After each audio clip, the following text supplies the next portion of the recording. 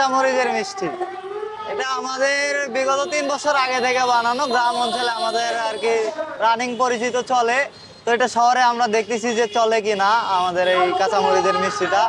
বানাতে কাঁচামরিচ, অরিজিনালি কাঁচামরিচ লাগে, হালকা একটু ফ্লেভার থাকে। আর ছানা, যেটা আমরা জানি আসলেই এই ছানাটা দিয়েই আর কি তৈরি কাঁচামরিচের মিষ্টি।